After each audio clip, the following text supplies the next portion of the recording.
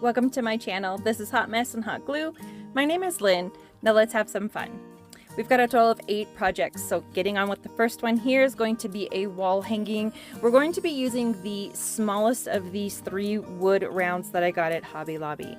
I want to make sure that the surface is nice and prime, and so I go through with my little finger sander and I just kind of get the rough edges and anything that just doesn't seem as smooth when I go and just kind of ran my hand over the top of it.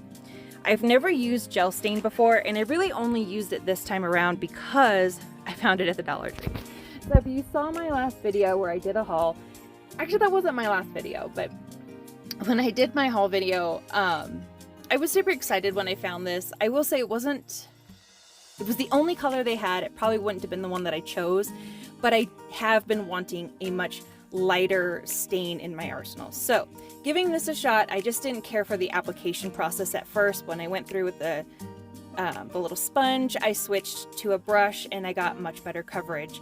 I was pleasantly surprised at the coverage of the stain. So I do know in the future I will be purchasing another gel stain. I will likely switch up and do a couple different tones. This one's a little bit more on the orange side than I typically prefer for my home decor. Once that gel stain was dry, I want to kind of just prepare it so that I can add 2 coats of Waverly's ink over to the side to add like a black frame to it. You can currently find this sign at the Target dollar spot. It is double-sided. I wanted to use the black side because I thought it would make a good contrast. Now, this sign does come with some stencils. However, I had some leftover vinyl from last year that I got on clearance, and so I wanted to give that a try, and I really liked the color that it came in. It's going a lot more cohesively with this year's fall decor and color scheme. Now, I will say it does not come with any kind of transfer tape. It just comes with this vinyl, and the transfer tape you can find through Crafter's Square, or you can use some clear contact paper. What you want to do is just lay the sticky portion down of the contact paper or the transfer tape down onto the image that you're trying to transfer over. When you rub on it, as you see me doing here, that's when it'll take the transfer portion of it, will grab the front side of your quote-unquote sticker, and that's how we get it to the transfer I guess ability. I'm not really sure what I'm trying to say. It makes it so that it's on the transfer tape, so then you can place it onto your surface. And this is one of the greater advantages to using vinyl over regular stickers, is you're able to really line them up and kind of have a little bit more control over where they go, as long as you scrape or use a squeegee or anything to just really make sure that it's got a nice adhesion from the transfer tape over to your surface. You'll find that it actually works out really well. The base of this wall hanging, or the tray, I guess is what we can call it. It's not a tray, but I mean like the tray portion. Does that make sense? You get it. It's dry now, and so the color contrast immediately I notice is really pretty. I love the light stain. I love the orange in the writing, and I'm doing my best here to just try to make sure that when I reconnect this, it goes on as centered as possible.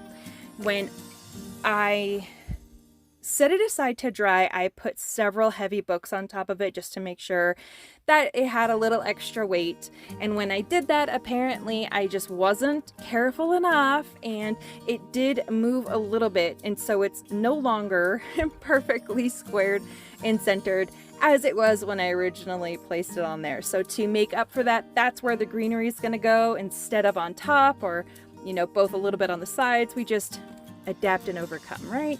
So using some lamb's ear and some eucalyptus that I got at the Dollar Tree last year, when we could find it every so often in a garland form, I'm just attaching that with my staple gun instead of a bunch of hot glue. I thought that it would keep the appearance much more clean. I do add some hot glue here and there where I need to add in a couple areas of greenery. Using these really pretty sunflowers that I got from the Dollar Tree, I just wanted to add a little bit more volume to them. And so what I did was I just took 2 flowers, I took them apart, and I then just use the petal layers as you can see me doing, and I'm just kind of placing them on top of each other, gluing them down so that they stay nice and firm, and I'm kind of twisting each new layer so that it adds just a little bit more of a flair to it, so there's not a whole lot of empty space in between each one of the petals. I found that doing this really made the most realistic outcome as far as adding that added volume to the flower itself. In a previous video, I had attempted to do this, but I didn't take the time to take the flower apart, and taking that extra step is really what made this come out a lot better. Now, I had these orange sunflowers that I really wanted to use, but I also didn't want to keep adding too many more layers of flowers. So I took the petal portions apart. As you can see, they kind of separate in little sheets of, I guess, petals. So by folding them and then gluing them into the desired position, I was able to add a nice color contrast and a little bit more volume to the flowers themselves.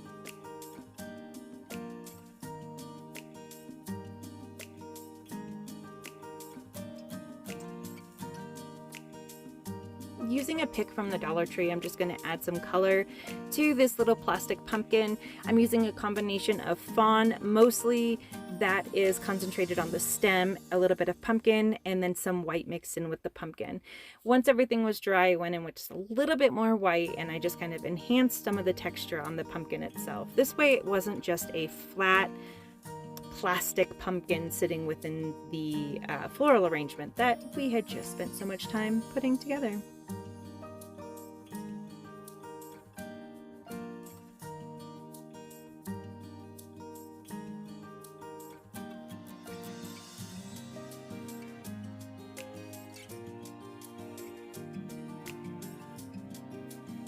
To create the hanger, I'm just taking this Hobby Lobby wood garland that I picked up on my most recent trip.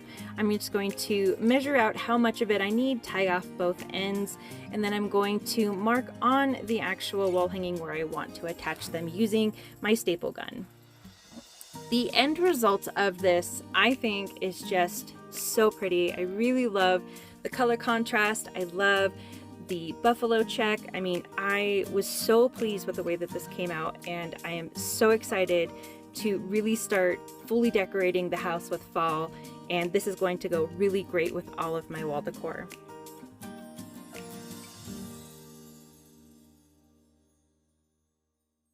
For this next project, we're going to take one large summer sign, we're going to break it up into 3 different portions, and we're going to use 3 of the beaded hanger wood picture frames.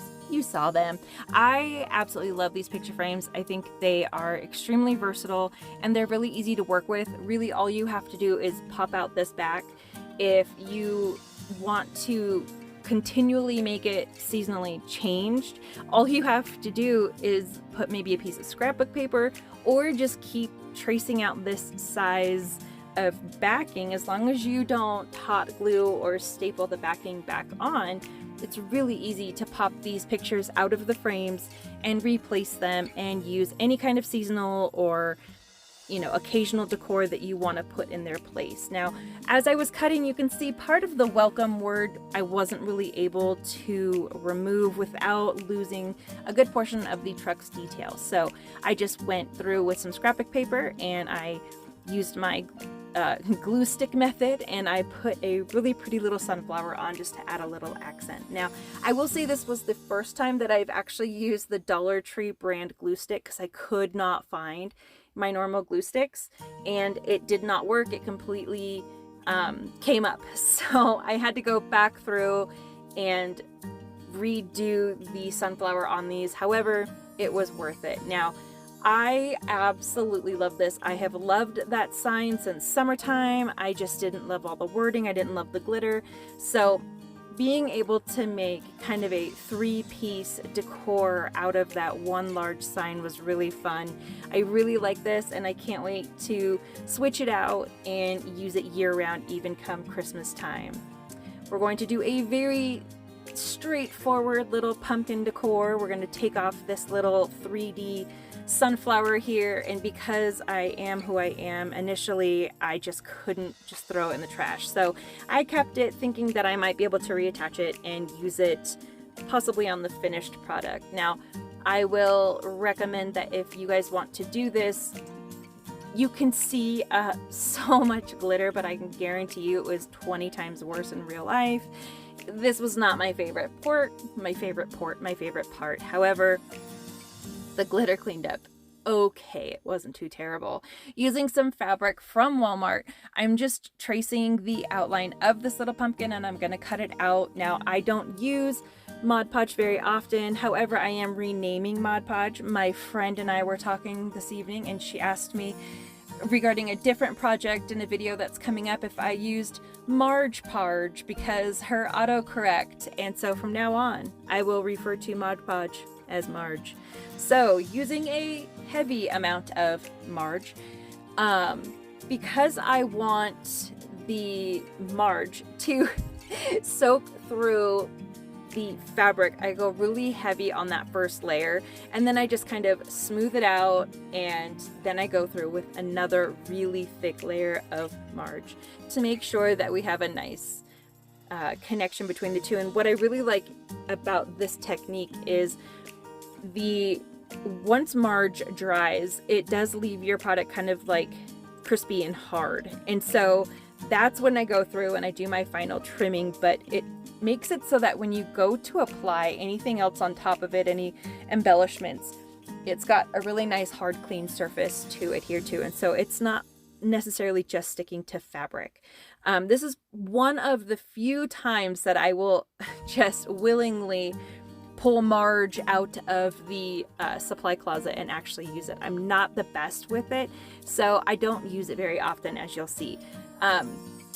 My attempt to salvage this little sunflower was to paint it white so that I could place some more of that scrapbook paper on top of it, and that you wouldn't be able to see the color of the paint and all of that underneath the scrapbook paper because it's mostly white. So I did that, and then I did not use Marge to attach it. I went ahead and used my typical glue stick method. I had purchased these really cute little like faux leather satchels in my last haul video. So using the longest strap, I decided to cut that portion off and use it just to kind of accent a little bit here in the middle of this little pumpkin.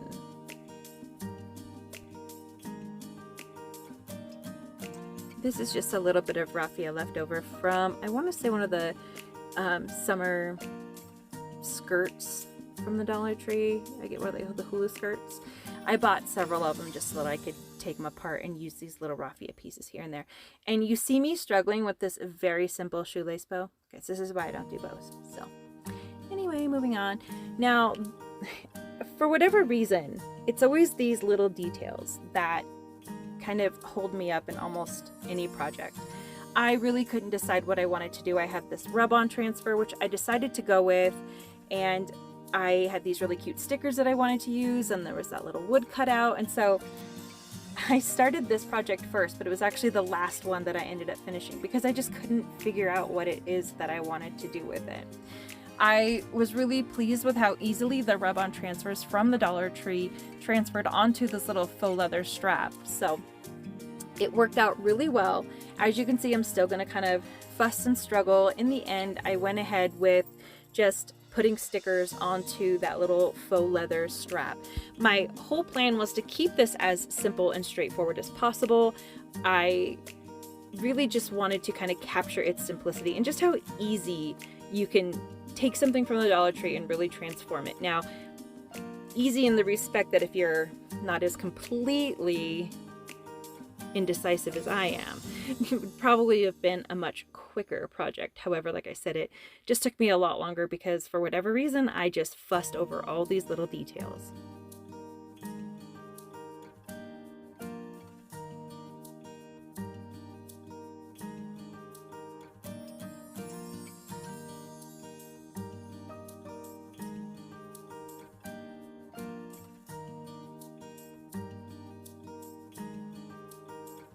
In the end, I was actually really pleased with how it all came out. And here it is sitting on my little display cabinet, and I think it's just a very nice little addition to the fall decor. And again, it doesn't have to be anything that takes a bunch of time, and it's just really fun and simple, and it's just kind of adding a little bit of pop of color towards my little basket of pumpkins, as you see there.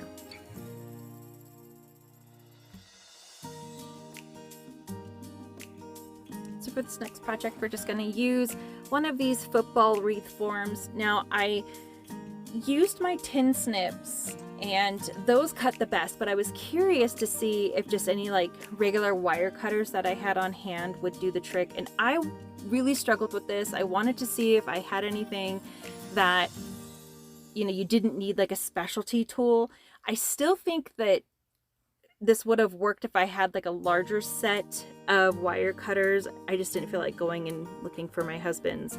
But the tin snips really did work great. So as you can see, I cut it in half using some more raffia from the hula skirt from the Dollar Tree. I just took a little small portion of it, and I'm just making a simple braid. And the reason I'm doing this is because I want to wrap that wire form in the raffia. However, at the bottom, it just seemed like if I did smaller portions that I was going to really come into a problem with getting full coverage. So that's what I did this exactly for, is I braided it so that it would be nice and thick, just so that I could get full coverage with the raffia down here on the bottom. And all I did was wrap it really tightly, and I used some hot glue here and there just to kind of make sure it had a nice tight fit.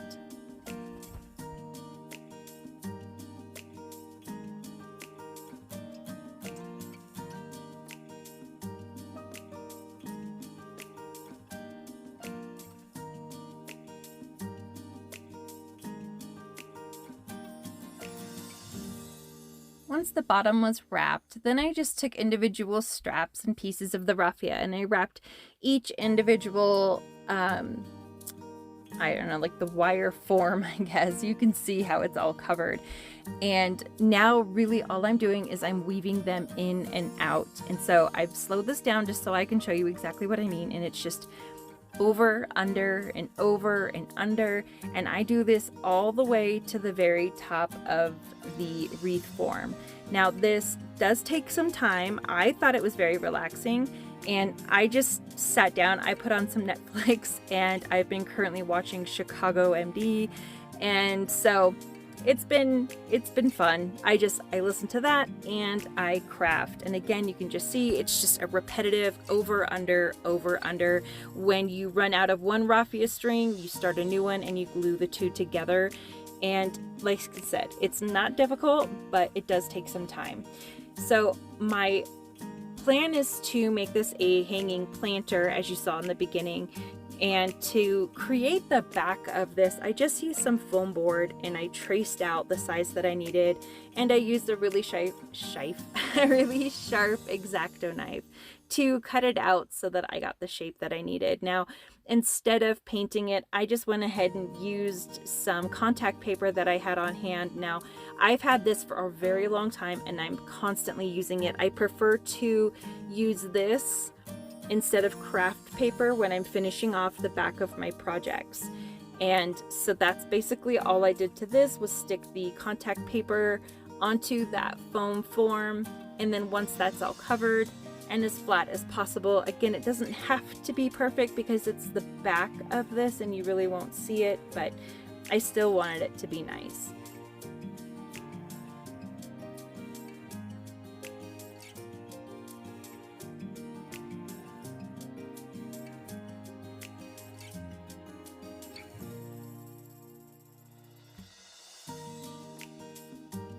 I'd mentioned before, whenever I get some kind of packing or anything like that, I usually save the foam, and so I just grabbed a spare piece, and all I'm going to do is take apart some of my florals and I'm going to arrange them. I have really no rhyme or reason when it comes to arranging florals. I just kind of add stuff. My daughter was in the room with me when I was doing this, and she was literally just taking florals from the wall, and I was throwing them in there. So using some more of the jute cord and a few beads from the Hobby Lobby bead garland, I'm just trying to make a hanger. And I didn't want all of it to be beads. You really weren't going to see most of it, so it seemed like a little bit of a waste of material to use the entire hanger as a beaded garland. So I just did a couple to add a couple accents. Now I'm trying to just kind of pin them together so that when they hang, they just have a little bit of an accent, and it kind of takes your eye away from just that plain rope hanging on the wall.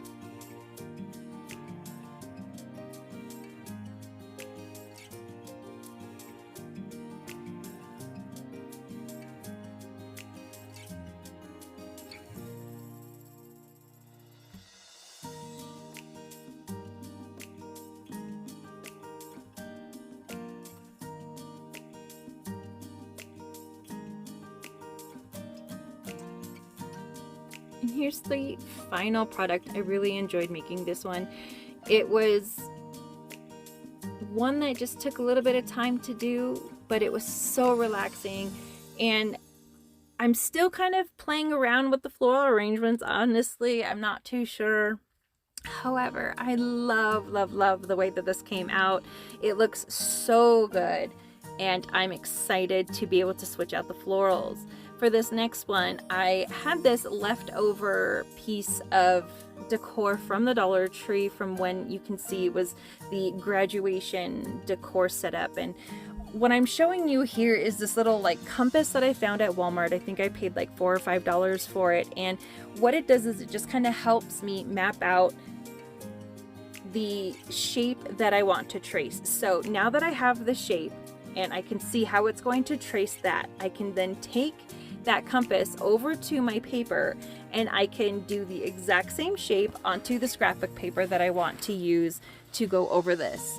So I'm just going to paint over this as much as I can to get the coverage that I'm looking for. The paper didn't want to completely come off and I really struggled. Now, I showed you earlier that, you know, sometimes you can just flip your piece around and use the back half of it, but because this is like a stand and it has a kickstand on it and I wanted to use it that way, I wasn't able to just take the easy way out and turn it around. So I did have to painstakingly go through and remove as much of the paper as possible.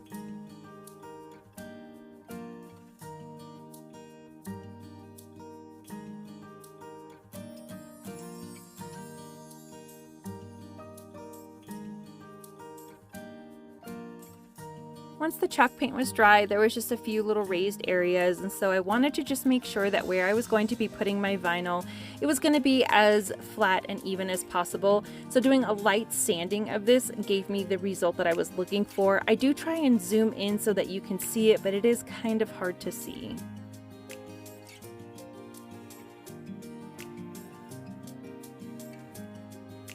Using my Cricut Joy, I just went through, I found a font that I thought looked pretty cute and kind of mixed them up a little bit.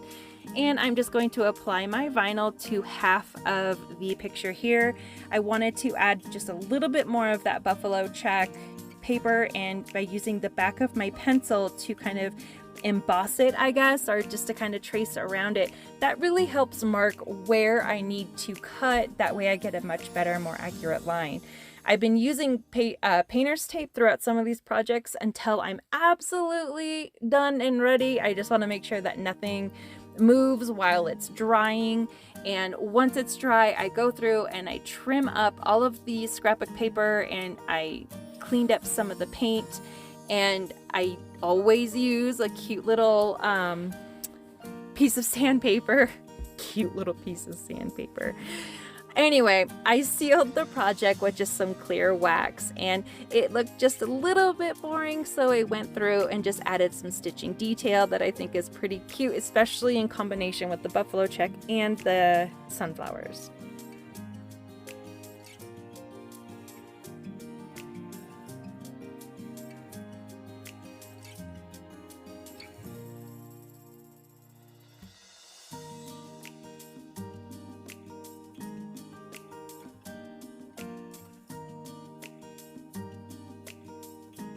I just think that's so cute.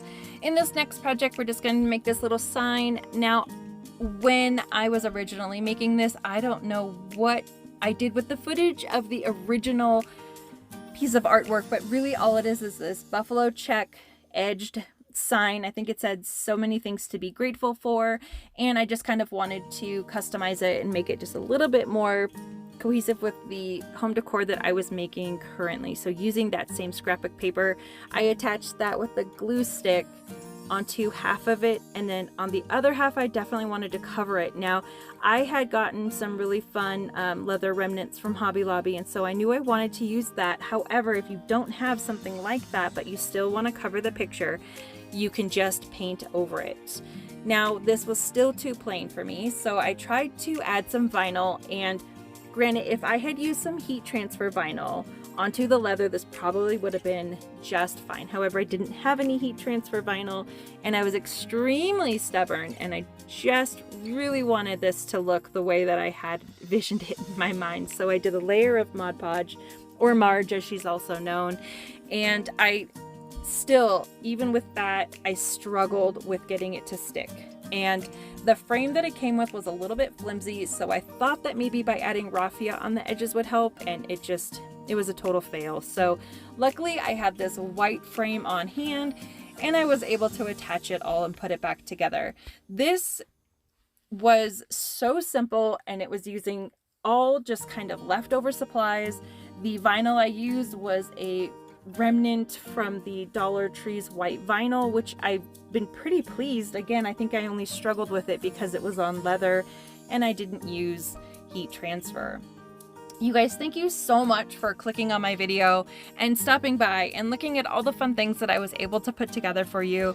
I do have another video coming out soon, so please stay tuned for that. If you are new to my channel and you like the content, please consider hitting that subscribe button and hitting the bell so that you're notified anytime I upload any new videos and content.